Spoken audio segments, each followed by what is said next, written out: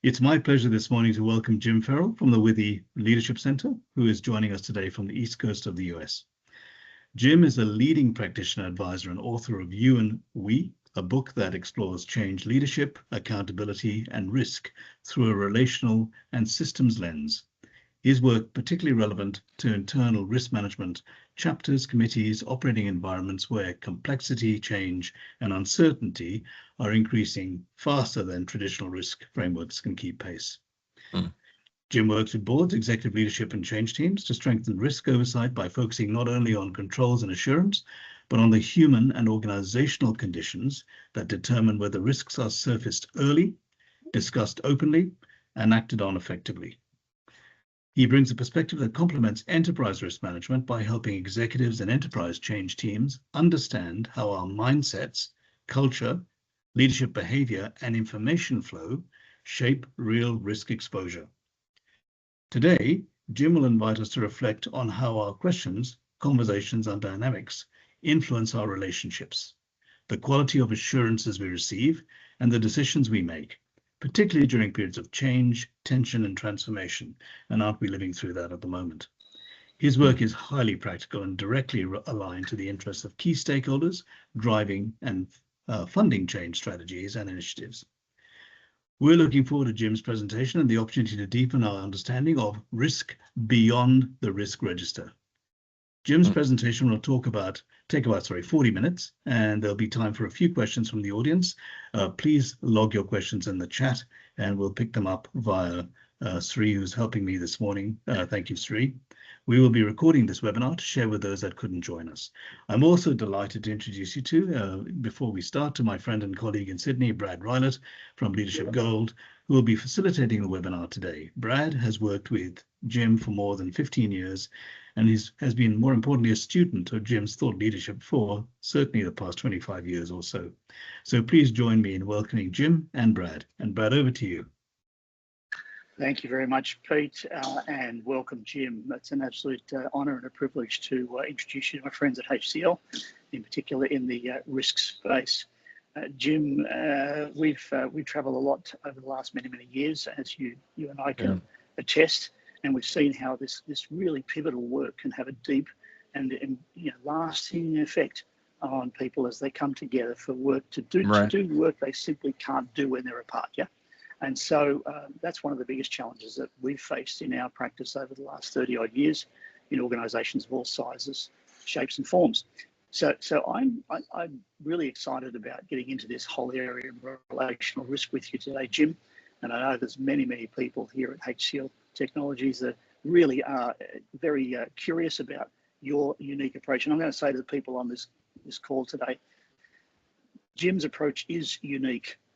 I've said to him a few times in last year or so, as the book You and We was launched last year, that this really does represent a new standard, for want of a better term, a new standard in organisational design, which has been my wheelhouse for the last 30 odd years. So with that, Jim, I want to hand over to you. You've got about 40 minutes for your presentation. And as Pete pointed out, we're going to take a few questions on the other side of that. So welcome, Jim. It's good to see you, my friend. Over to you. Thank you, Brad. Yeah, good to be here. Thank you as well, Peter. And thanks to the rest of you for jumping on the call. My only regret is we're not in a room actually looking at each other, right? It's a different experience, isn't it, when we're remote this way? But I'll try to imagine you as we're discussing these things. And there'll be opportunities to interact here via chat, for example. In fact, I'll open up the chat too, just so I can see things that might be coming up. And Brad, why don't you be paying attention to that as well? So I'm gonna start by sharing my screen, and I have some ideas I want to work through with you.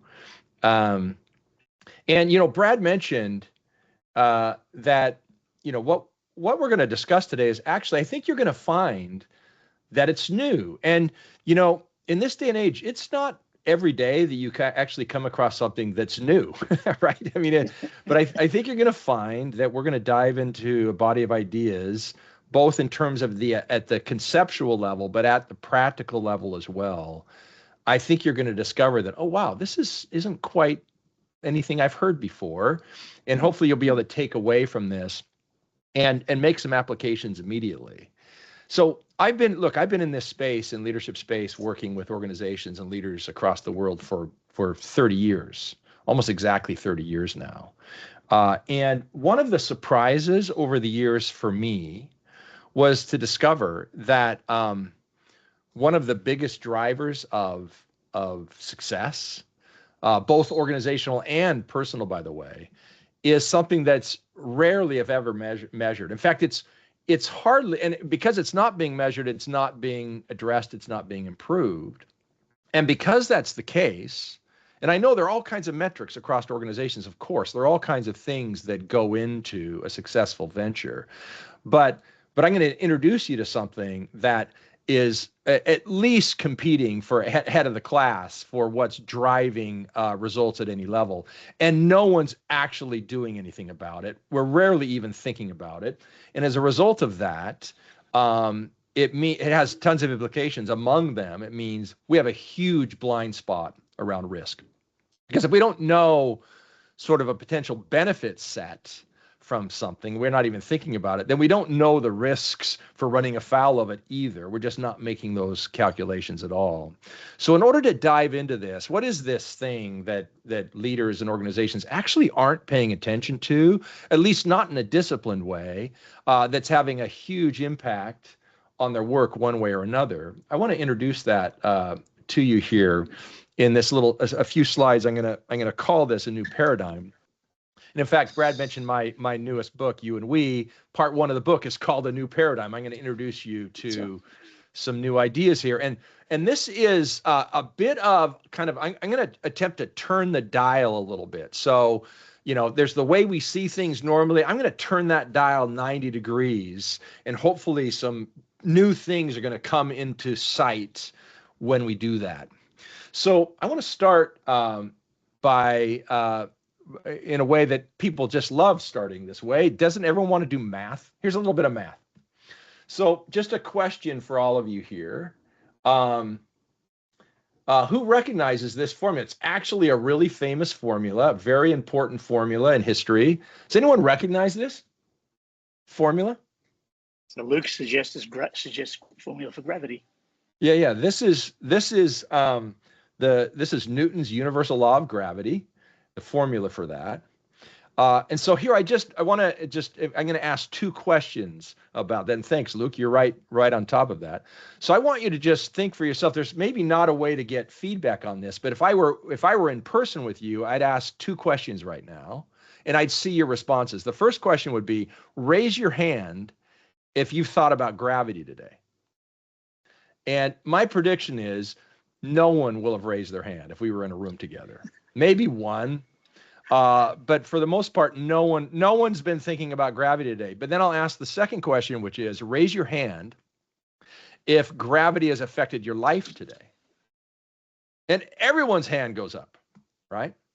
So gravity is just part of a reality that we live in. It's such woven into our reality. We're not even thinking about it, even though it has this massive impact on us moment to moment. It's not top of mind. And what I want to present to you today is that there's actually another law that operates like gravity. It's actually a set of laws around one issue that I'm going to introduce you to you here. That just like gravity, we are living in the middle of these laws. We are not thinking about them at all, but they're having a huge impact on us moment to moment.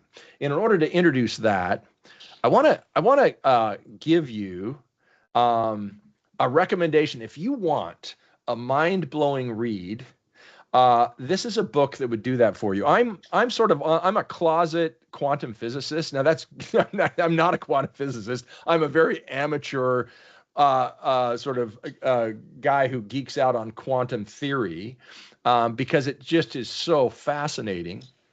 And I want to give, and this is currently my favorite author in the space. His name is Carlo Rovelli. He himself is a world-class physicist, and his work is really something. So I want to give you a few ideas from this book and a couple of others of his books to introduce this law that we're not thinking about that is affecting us moment to moment. So Rovelli says that the central development in science over the last century is a relational understanding of reality. Okay. I'm going to build on that so we get a feel for what that means. Nothing exists except in relation. Nothing stands on its own. Everything depends on something else. It is only in interactions that nature draws the world. Okay. Now, so what does all that mean? Well, I want to build out that understanding of what that means by introducing you to what I call the 4 laws of relation. And I'm going to do that to kind of wrestle hard concepts, things that can be tricky. It helps me to think by analogy. So I'm going to give you 4 analogies, and we'll tease out what I call the 4 laws of relation from each of these 4 analogies. So the first analogy is actually a game of tic-tac-toe. Now, I want to, Brad, since I see you and I are going to play a game of tic-tac-toe right now, my friend. Good enough? Again. I've got the grid. Can you see my grid? I can, mate. Yeah. Okay. So I've gone first, which, by the way, is the first law. The first rule of tic-tac-toe is go first. But since I've got the sheet of paper, I'll go first. So where's your move, Brad? I'll go to the center. Center. Okay. So I'll give you the center, and then I'll show my next move. I'm going to go bottom right corner. What do you do next? I'll go to the center right. You're going to go over here? Yep. Okay. So you'll go center right, and then I'll go here. Where do you go here? I'll go to the bottom left. Bottom left. Okay. So we have here, and then you're going to block me here. You'll go up right. here. I'll block you here. We've got a cat's game. Okay. So very Correct. good. So rule 1 of tic-tac-toe is go first. Rule 2, if you go first, usually corner is the best first move. But if the other person goes corner, you have to, like Brad, go middle, or you lose the game. If the other person starts middle, you have to go corner, or you lose the game. There's another third rule. It's not quite as important. We'll leave it at that. But here's what the game itself is: a simple game, right? But what's important about it for my purposes with you today is that if you think about the moves that both I and Brad made in the game, none of those moves rested on themselves. None of them were in isolation. Yep. All of them were in relation. Were they not, Brad? You were in response to me. I'm in response to you. No move is intelligible except in relation. Now, that's true of every game, but it's actually true of life. There is nothing in life that's outside of relation.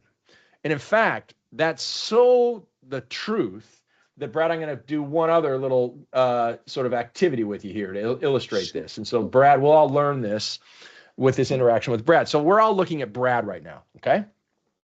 So now there's a temptation. It's not even a temptation. It's just there's an assumption. There's a presumption we come into this with that we're looking at Brad. There's Brad over there. This is about Brad over there. But in fact, that's actually not what's happening when I'm looking at Brad, or when I'm looking at anyone, or at anything for that matter. Because what I miss, what I'm not thinking about is I'm the one who's looking at Brad. See, I'm tempted to think there's Brad over there. No, actually, but I'm the one who's looking at Brad over there. So I'm in the seeing, okay? Which is to say that none of us is seeing Brad. We're each seeing our own relational intersection with Brad because we are each doing the seeing, okay?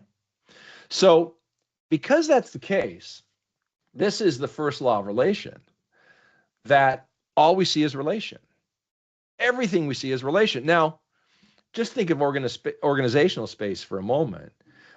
We normally aren't operating this way at all. I mean, we think we're looking at the sales department over there, or there's the operations department over here, or here's the leadership team over there. But in fact, we ourselves are the one doing the seeing. They're all in response to us, in response to us, just like we're in response to them. Everything we're seeing in an organization and experiencing is relation. No one's experiencing separateness or sort of separation, okay, or independence for that matter. So that's the first law of relation. The second law I'll introduce with a really famous painting that some of you might have seen before. It's one of the greats in history. This is Seurat's painting, Georges Seurat's painting.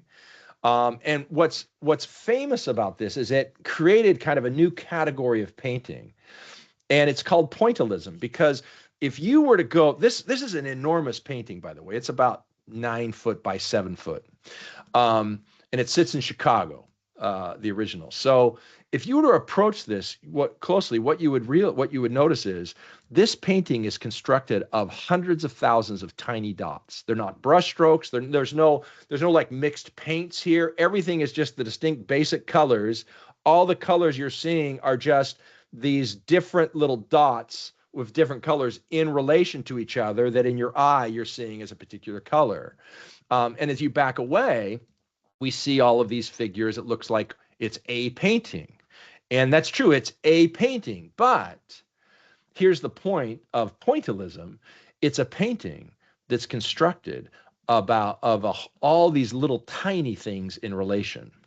Now, that's true, of course, of any painting, because brushstrokes, they're separate brushstrokes that all come together into a painting. But pointillism makes that even all the more clear. But this isn't only true of this painting or any other painting. It's true of everything in existence. Everything you can think of, everything you can see, anything you can touch, everything is constructed of smaller things in relation. That's true of our human bodies. That's true of our communications. That's true of an organization. You can think of this painting as sort of an analogy for an organization. An organization is a thing that's made up of a whole bunch of smaller bits in relation, right? Everything is made up of other things, smaller things in relation. That's the second law. Everything is built by relation. Now, the third law, I use a metaphor of at least in physics, the most famous experiment ever conducted. The results are so astonishing that this experiment's been run and rerun thousands, probably tens of thousands of times, because people can't actually believe that it's true, but it's verified over and over and over. The experiment is called the double slit experiment, and it's about trying to figure out what the nature of light is. And namely, is it a particle or a wave? Well, it turns out that whether a light is a particle or a wave depends on how we interact with light. And specifically, here's the real freaky thing with regard to light and this experiment. It turns out if you watch light, it's a particle. If you don't, it's a wave. So it's like light is in response, in reaction. We're in relation with it. Now, that seems a little weird, but let me put it in human terms. We'll run a little kind of experiment on each of us here. So I'm going to invite something of everyone here on this call. So I want you to think of 2 relationships in your life. I want you to think of a really good one, maybe your best relationship. And then I want you to think of a tough one, maybe one of your worst, okay? And so I want you to write down the name of like the person, maybe one of your best relationships in your life, write their name down somewhere, the person you're in that relationship with, and then a really hard relationship, write that name down as well. So you have 2 names. And then for each of those names, I want you to think of 3 words that describe you in that relationship. So in your really your great relationship, 3 words that really capture you, who you are when you're in that relationship. And same thing for your really hard relationship, 3 words that capture who you are in that relationship. So I'm going to give you about this. I'm going to go fast. I'm going to give you 20 seconds on this. Just bang out 3 words for each of those. Okay. And then I've got a question for you.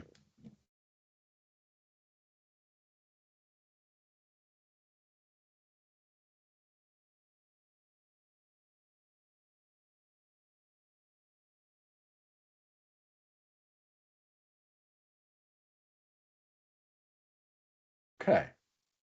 Now, so here's my question. You look at your 2 lists of words. You should have 2 lists of 3 words. And my question for you is, are they the same words in each list? Are they the same lists? Or are they actually 2 very different lists? And if you're like every other group I've ever been with, basically everyone says, no, they're entirely different words, which raises the question, well, then which person are you? Are you the person that you describe in the good relationship or the tough one? And of course, the answer is we're both, because we are who we are in interaction with others, just like light is, right? We interact with others in the same way we interact with light. This is basically the light experiment on you. You have a possibility of showing up in any number of ways But the physicists would call that a wave function of possibility. But in the moment of intersection, you collapse, that wave function of possibility collapses into a certain reality, and we show up in relation in different ways. My wife and I joke that, for example, my name's Jim, so there's a version of me that we call airport Jim. So I'm a different person at the airport than I am outside the airport.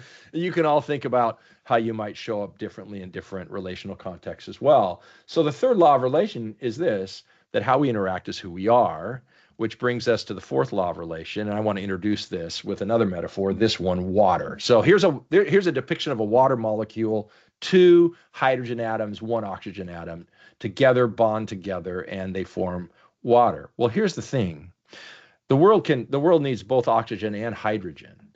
That's fine. And if all they do is hang out themselves or together, we just continue with hydrogen and oxygen. But if you get 2 hydrogens coming over and they compress against an oxygen atom and then hold together in their difference, out of the tension of the differences compressed together, nevertheless holding to each other, emerges something entirely new that we'd call water. And this, turns out, is the pattern of progress for everything in the universe. A really fascinating body of work by a paleontologist who studied evolution named Pierre Teilhard de Chardin, a French scientist. He shows how everything progressed from the very small bits of the elements up to life and more complex forms of life to us and human thought. It all progresses through this 3-part process we see in water. That is, differences need to compress against each other. If differences stay separate, they just stay different. They just stay what they are. There's no growth out of sameness. You have differences come together and press. If they hold on to each other in their difference, out of that's converging. Then the third step is emerging. You have the emergence of the new. So compress, converge, emerge. And the law of relation is we progress by uniting, specifically by uniting our differences. So now, with that as a foundation, let's think about this for a moment. Here's an org chart. So let's think relationally about this org chart. I'm going to open up the chat here. I want to see what you say. What would you say is the most important part of this org chart when we're thinking relationally?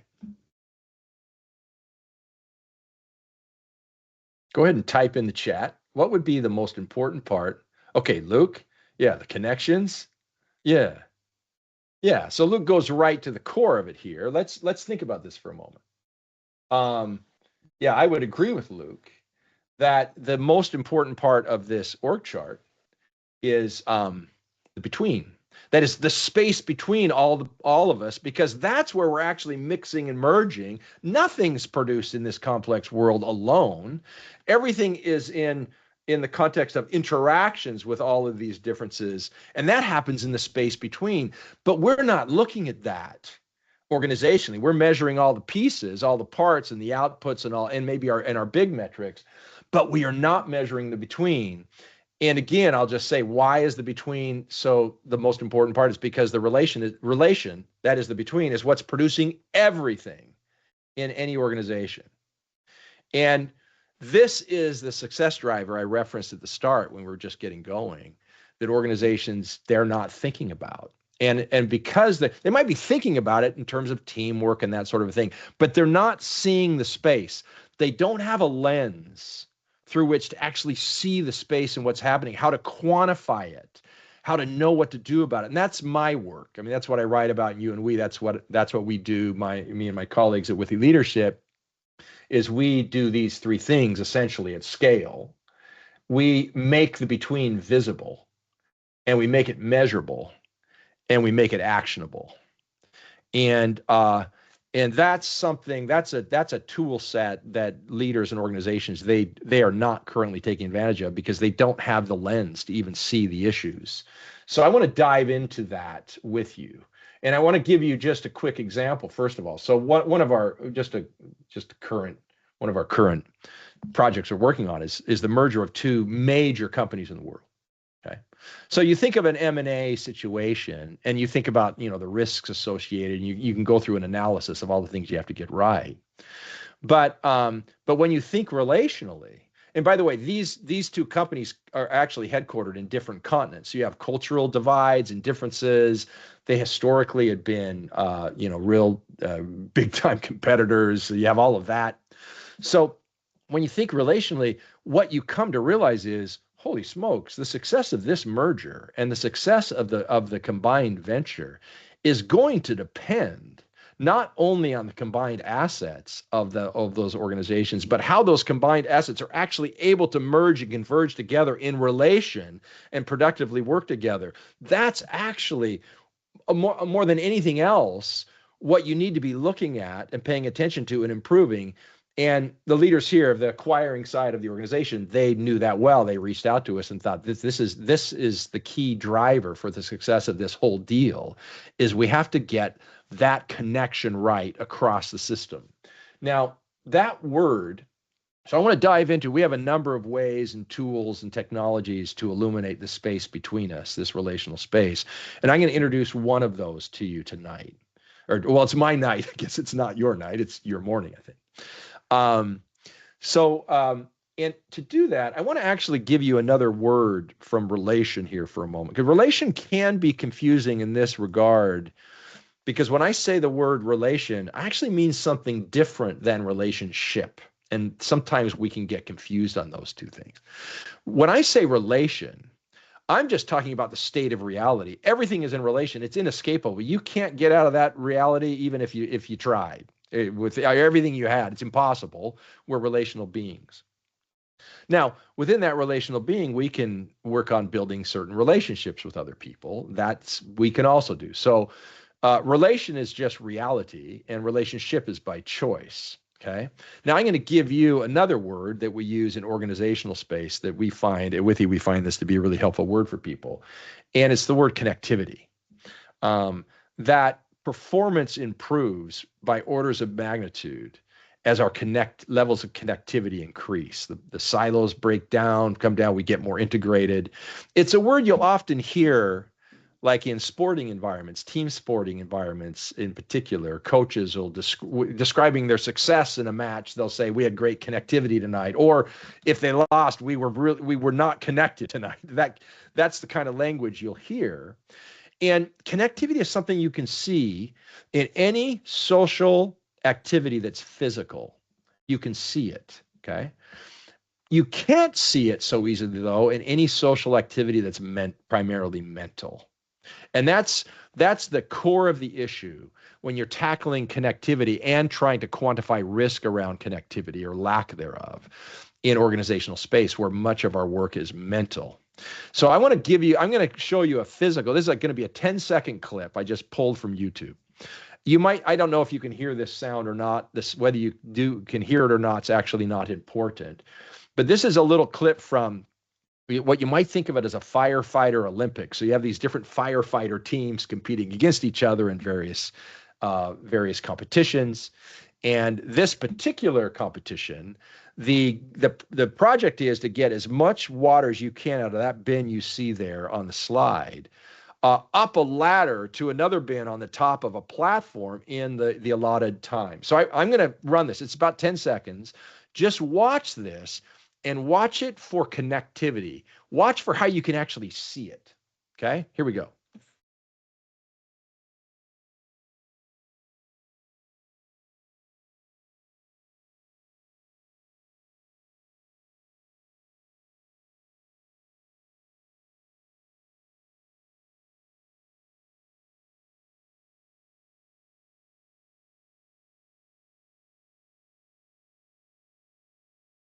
Okay, can you see that? By the way, could you hear the sound or not? Was there sound on that you could hear or no? No sound? Okay. Yeah, but you can see it, right? You can see the connectivity between them, how they're working really as one. So as I said, in a physical system, physical activity that's social, you can see connectivity. But what do you do in scenarios like organizational life where you actually can't see it because so much of it is mental? Well, I want to give you what we call the 5 levels of connectivity. And once you have these, you're going to see how you can start to quantify the space between. And we'll do this together. So these levels of connectivity, we express them mathematically.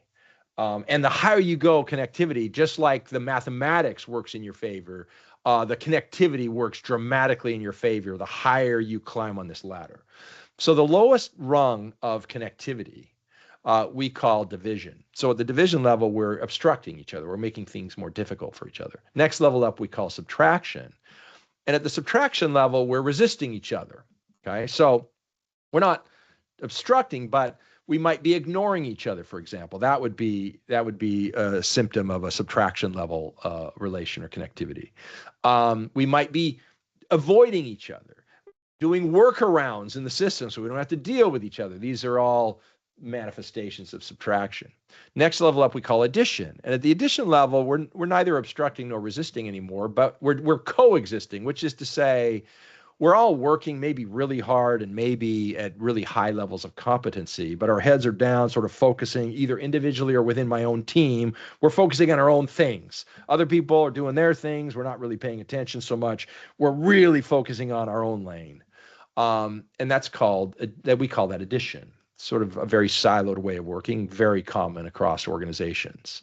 Next level up, we call multiplication. Now we're collaborating across our functional divides. And then the highest level we call compounding, where there's this deep integration. The separations that are characteristic of the lower four levels are melting away, and we deeply integrate our activities and our efforts, and we're all united around, what we're hustling after together, et cetera. Now, just a couple, just to add to the math here, by analogy, let's think about a team of 5 people. So, and let's say each of us we show up to work, we bring an output of 1 on our own. That's our capacity, we bring 1. So I show up to work and I bring 1, okay? So if there's a team of 5 and we're operating at the division level, and that means we're getting in the way of each other, at least to some degree, or this could be between different teams also at this level, our output is going to be something less than 5 because we're getting in the way somehow of the 1 that we each are bringing. Same thing at the subtraction level, our output's less than 5. At addition, we each bring our 1 and it adds up to 5. We get an output of 5. That's a big, that's an advance. Huge advance starts to kick in when you get toward multiplication, because now we're at 5 times 5, so we're getting an output of 25, again by analogy. But things get really exciting when you get up toward compounding, because now you're getting into sort of a 5 to the 5th power operation, and you get a crazy number. Again, this is just a mathematical analogy, but it is a bit like the Richter scale as you move up these different levels of connectivity. In fact, the way we number them, we start division at -2, subtractions -1, addition is a 0, multiplication is a 1, and compounding is a 2. But again, each jump of the ladder is sort of a Richter scale level sort of advance over the prior levels. Now, you can think about, let's take a kind of a very everyday activity, and let's think about them in terms of these 5 levels of relation for a moment. In fact, this isn't even a workplace activity, but it's a good analogy for a workplace activity. So here's our activity, preparing a meal, okay?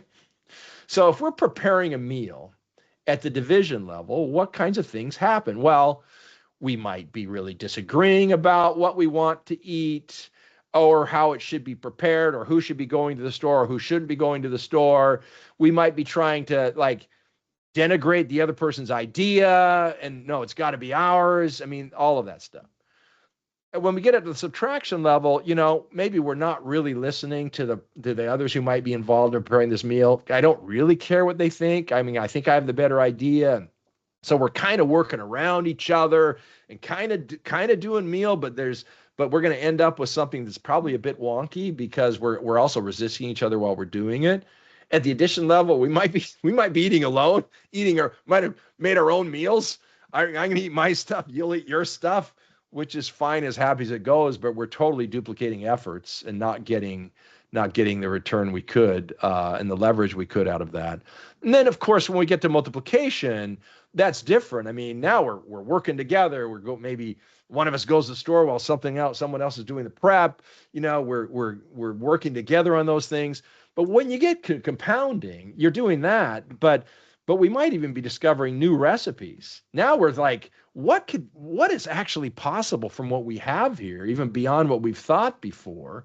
What kinds of innovations are there that are possible for us? So whether it's preparing a meal, you can think about any business situation. We're working with another client right now on giving and receiving feedback. You just think about feedback at each of the levels, and it's entirely different at each of the levels of connectivity. Same thing for how you're going to tackle any business challenge. Now, let's come back to relational risk for a moment, because you can see you suffer from higher levels of relational risk across the system the lower we are on this chart. It just profoundly increased the levels of risk, and I'm going to show you that here, sort of in organizational space here in just a moment. But I want to make sure that that we don't miss this. The levels of relation aren't about good people and bad people. We all intersect at these different levels of relation at different times in different places. But what they are about is what kind of world gets created between us when we interact, because the kinds of worlds we create, the kinds of possibilities that we create are very different at each of these levels, which is why relational risk is such a real thing, because we're unable to create many of the possibilities at the lower levels that we could at the higher levels. So now with that, I want to get into and show you a little relational mapping, and we're going to do this quickly. I'm going to we'll do this. We might let's not. There's a little tool. If you want, you can just shoot this with your phone. I'll walk through this quickly. This is just going to be a very personal, you only mapping experience. If you want to do that, take out your phone and do that. It's still the same QR code here. If you get to this screen, I would just say log in as a guest. That way you don't have to register. You don't have to put any information in. Just log in as a guest. And then once you've done that, just click on create a new map. And here you can call your map whatever you want to call it. And then in the map name. And then in category, there's friends, work, or other. Just click which category is, are you going to think of a workplace group of people? Are you going to think of a personal life group of people? Some mix, you choose, it's all up to you. And then click create and continue. And then when you do that, you just type a person's name and then click add. Type the next person's name, click add. The next person's name, click add. And you do that with at least 3. If you just want to test this just for 3 people, put 3 names in. You can put more in if you'd like. But once you've done that, then you click on proceed to scoring. And when you proceed to scoring, you'll see this grid. Depending on the size of your phone screen, you might have to screen over to see the farthest column on the right. But you just touch which level of relation, say over the last 3 months, would you say characterizes this relationship between you and this other person. And this, by the way, is really important. This is not a score about them, and it's not a score about you. It's a score about the space between you. It's your we score, if you will. And you're in this score as much as they are. Where would you rate it? And so you do that, and then you click finish and see your results. And when you do that, it'll just give you the scores you gave for each of those relationships, give you a little bit of information about each of those. And that will give you then a connectivity score. This is, just over these relationships that you did, this is the average. And this, of course, is just your perspective. Now, if you wanted to get others' perspective, there's a way here you'd click and you'd have to enter in their emails, and they'd get some information, and then they could rate the relationships back, and then you would get a second column. The way we utilize this in organizational space is we create what are called connectivity maps. So we would load in, say, a team, for example, or the whole enterprise, the departments of the organization. That would already be loaded. And then you'd have people go in, and it could be, if you're at the executive team, the executive team could each sort of be rating the levels of connectivity between each of the parts of the department, or you could, everyone in each department could be, and you'll see how quick it is. Takes about a minute. They can enter their views of the connectivity scores between their department and each of the others, and it kicks out what we call a connectivity map. And I want to show you that. So here's a client we were just working with last week on this. So this is their current connectivity map. This is at their enterprise level. So these are the departments. You can also do this between team members. So you see there's 1, -2, you got some -1s, you've got a bunch of zeros and a fair number of 1s, and then a couple of +2s. Now you can look at this. So their overall connectivity score for from their perspectives here for the organization is a 0.29. So it's barely over addition, which means you're getting a little bit of lift from the social system, but not a lot yet. You're still just barely over addition. And you can start to see relational risk here, not just in the negative numbers either. Look at the marketing line. Look at marketing, second from the bottom. That's their row, and go over to sales. So marketing rated their current level of connectivity with sales is at 0, which means they're coexisting. Same thing for sales. Go down the next row, sales to marketing, the second to last column, 0. Both marketing and sales rated their current level of connectivity with the other department at 0. Now, there's huge relational risk in that 0. I mean, that marketing and sales are not more tightly integrated than that in this organization. Certainly that's the case in the negatives as well, but you can start to analyze relational risk. One of the things we do, and we did this last week with this company, we said, okay, over the next 3 months, what would the ideal connectivity levels be for this organization? And their map of that was this. The next 3 months, really, to meet our strategic goals, these are what the connective nodes should look like if we're really going to nail our objectives. And their overall connectivity score goes from 0.29 to 1.36. Now, once you have this, what you're looking at is you're looking at a map of the white space on your org chart. All that, the between that we say is the most important part that you've never had a view of, here you go. Here's one way you get a view. You're seeing the space in the organization. And now you can get purposeful. You can iterate this. We usually iterate these on a quarterly basis across a system. And you can see where we're at currently, where ideally, given our strategy. And you'll notice, strategically speaking, maybe you don't need 2s in all the nodes. I mean, this organization, there's a number of those, strategically speaking. 0 is fine because these parts of the organization don't really touch each other much. Other places, multiplication gets us there. Other places is essential. We go to compounding. But those are discussions you can have once you've got the lens through which to actually see the space. And that also allows you to see the risks that we haven't been seeing and plan against them. Now, with all that said, I want to give you one more piece, since this is top of mind for everyone, and then we'll come back to questions and we can take on whatever issues you have. I want to think about relation now in the context of the age of AI. Okay, so let's think about human work here for a moment. If you think about all of human history, for almost all of human history, human beings made their livings through physical labor, through their bodies. Stronger people, faster people, had more physical abilities, more highly valued. We were valued for our physical abilities. This is true for almost the entirety of human history until the last 150 years or so. And I'm going to call that the body economy, that humanity existed within a body economy for most of our history. That started to change with the Industrial Revolution in its various waves as machines started to become better at a lot of the physical stuff that we used to be doing with our own bodies. And so there was a disruption of the body economy. It opened a space. Well, what are human beings going to do now? And being smarter became increasingly more valued than being stronger.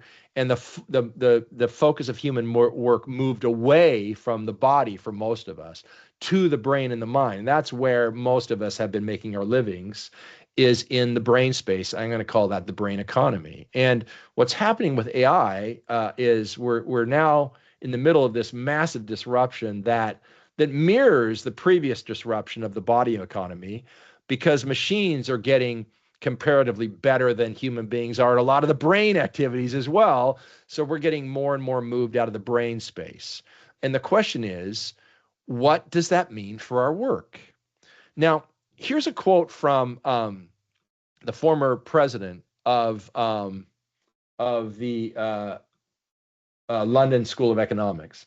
She said, in the past, jobs were about muscles. That was the brain economy. Now they're about brains. That was the brain economy. But we're transitioning. But in the future, they'll be about the heart.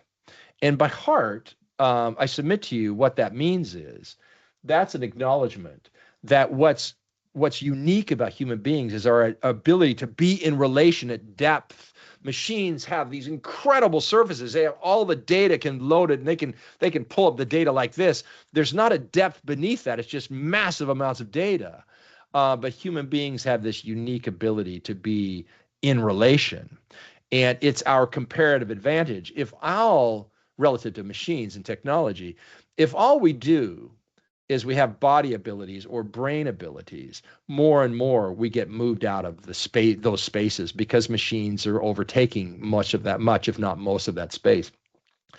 Being really adept at the relational aspect of, across a social system is massively, it's the big thing that human beings can bring that machines can't. And if we're not paying attention to that, we're ignoring a huge part of risk across the system relative to human work. Here's a quote. I'll leave you with two quotes. This is a quote from another author named Keith Ferrell. He said, "The defining characteristic of the new work is radical interdependence. Top-down management still sets the budgets, but the work itself is getting done through sprawling networks of radically interdependent relationships and cross-functional teams. Relational networks have evolved into the primary medium for getting work done." You can just inventory your own work experience to see if that isn't more and more the case for you as well. And then finally, here's a quote from me in You and We. I wrote this in the preface. I say this: management of the individual is dead, or soon will be. Management of relation is the new leadership paradigm. Okay. Because we exist in a relational reality. An organization is nothing but it's a relational matrix. And the more we can raise the values of the relational field across a system, the more that lifts everything that's going on across the system. So that's what I wanted to share with you today. I will stop sharing the screen so we can just come back here. Yeah. Okay, Brad. So we can great, take Jim. on. Thank you. Yeah. A few questions. A bit of time for a few questions, my friend. But sure. First of all, thank you, Jim. That's outstanding, my friend. You covered such rich and deep territory so quickly. Yeah, that was a lot in a short period of time. Yeah. Very great, and it's a culmination of a lifetime of both research and writing and practice, my friend. So really deeply appreciate your contribution here today. Look, there's a few good questions. They're all good questions, but here's one I'm going to take from the chat from Kumara. How do we maintain healthy professional relationships at work without becoming so close that I get hurt when others don't take ownership or contribute toward our shared goals? It's a really interesting one. Yeah, it's a good question. So, first of all, look, there's no, when we're talking about relationality and connectivity, there's no moral judgment here. I mean, we can intersect at any of these planes, and there are times that are maybe appropriate at any of them. You take a competitive sporting environment, the rules of the game are set up to pit teams against each other in the negative territories of relation, right? I mean, that's the way that those structures are even set up. Within an organization, it's hard to find a place where the negative would be helpful. But wow, you can multiply a lot, you can collaborate a lot without actually necessarily going deep into any personal matters. And even when you get up to compounding doesn't mean you have to be bearing your soul personally. It means that we're getting united around common goals, common mission. We're getting creative about our work together. We're thinking about our impact on each other. We're sort of bringing our work together. You can do all of that without sort of getting real personal with people and sort of personal. That's your own choice, whether we do that or not.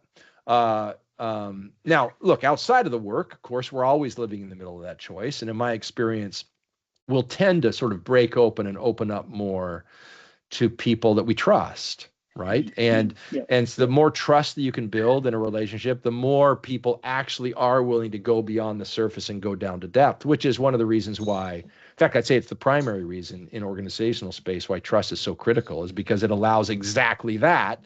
We can get beyond just the surface and we can truly begin to make water. I think that's beautifully put, Jim, and I'm going to encourage Kumara and those attending today with just a little lesson you taught me many years ago. So did many other colleagues of mine. But Jim, you taught that I need to shift my thinking, my mindset, and away from judgment of others towards curiosity in others.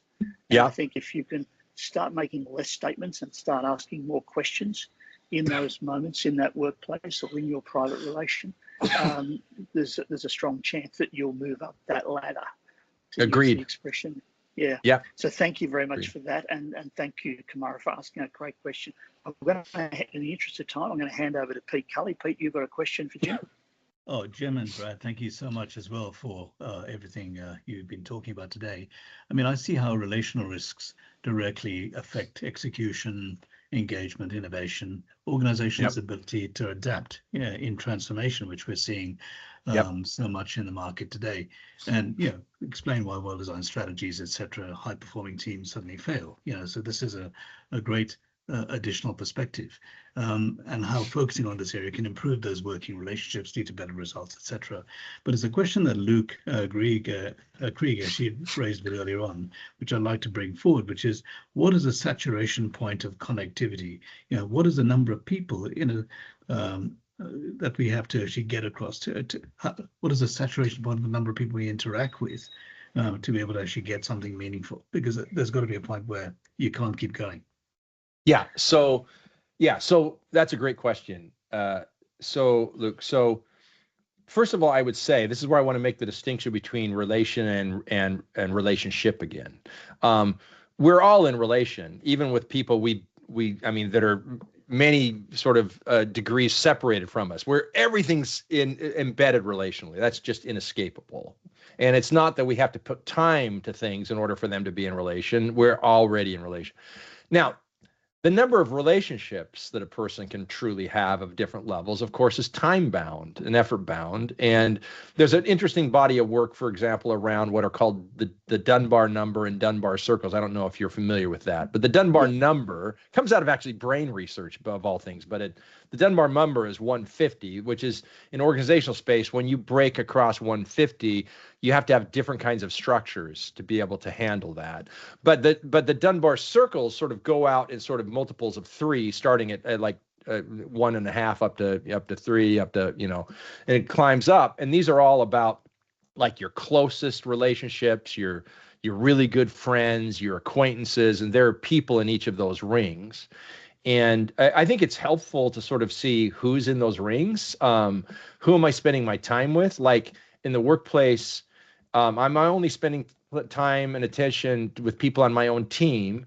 Are my Dunbar circles sort of filled up with people who are just sort of in my own function, for example? If so, we're not getting any cross-functional lift. We're not getting the touch points across the divides of the organization. And so you want to be strategic and purposeful about that. And this is true.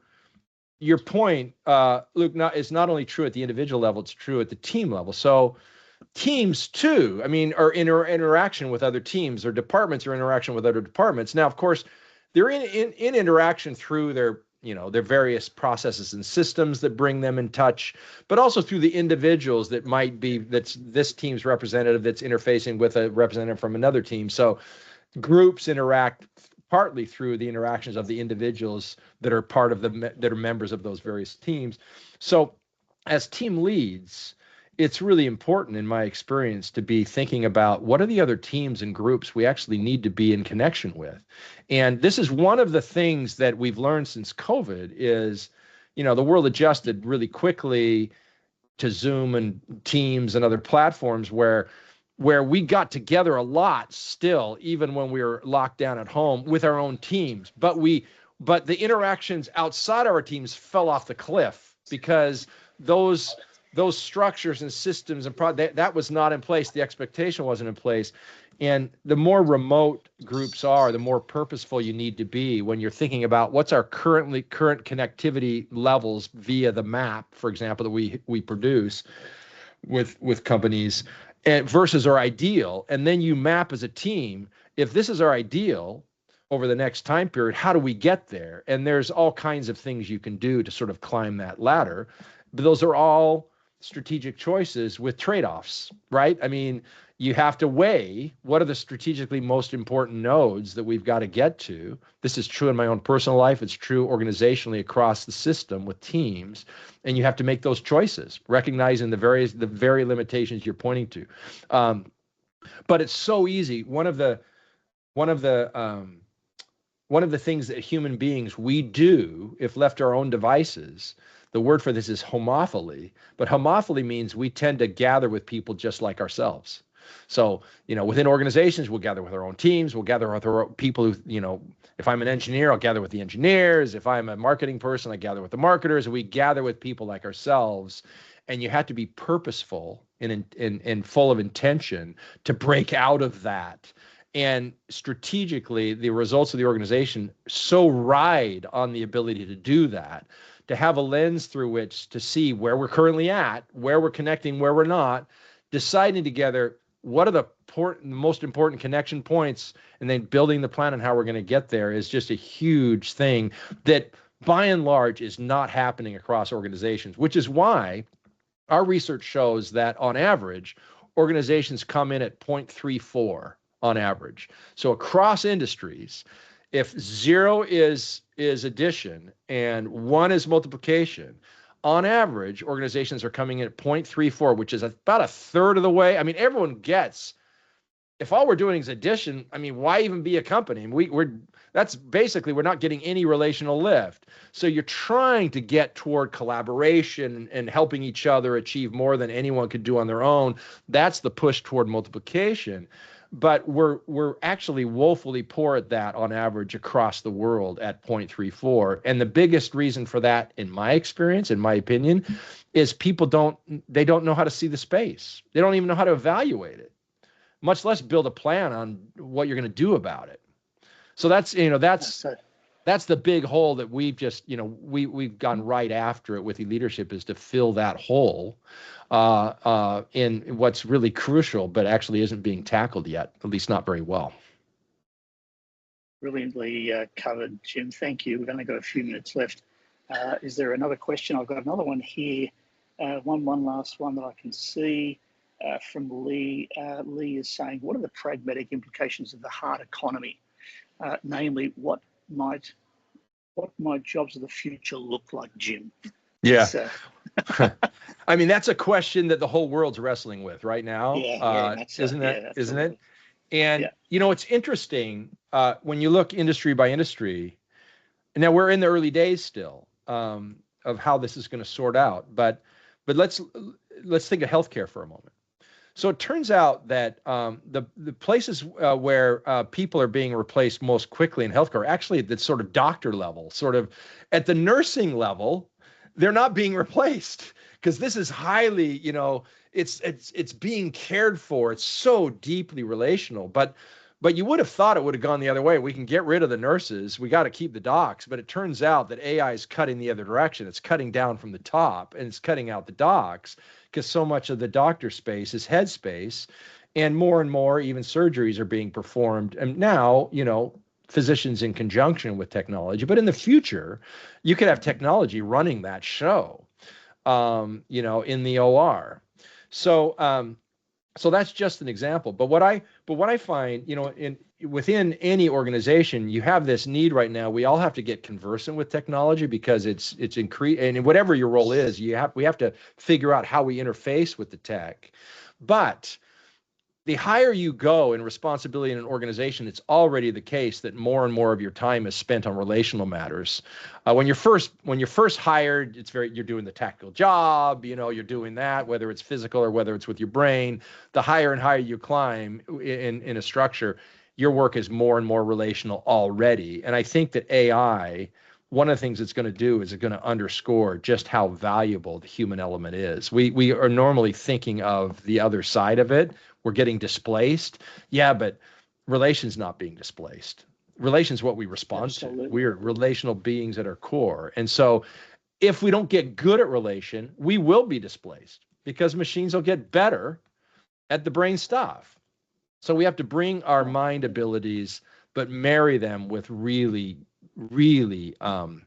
I'm going to say robust human abilities, relational abilities to retain value across across any work system. I think that's one of the things we're going to learn. I think you're absolutely spot on, Jim, and it's top of the hour here now, so I think we're going to pull the recording, and we want to thank everybody who's been with us today. There's some questions in the chat, my friend. We could be here for another week easily, but we've only got the hour. So Jim Ferrell from Withiii Leadership Center in the United States. Jim, I want to thank you very, very much for your insights, your wisdom, and your practical suggestions and engagement with us today. Just going to hand over to Pete. Did you want to say anything, Pete, at the end? Yeah, Brad, thank you very much. Well, really, thank you, Jim and Brad, for helping us to explore how to measure relational risk and the space between people and how that can strengthen the way organizations work and lead.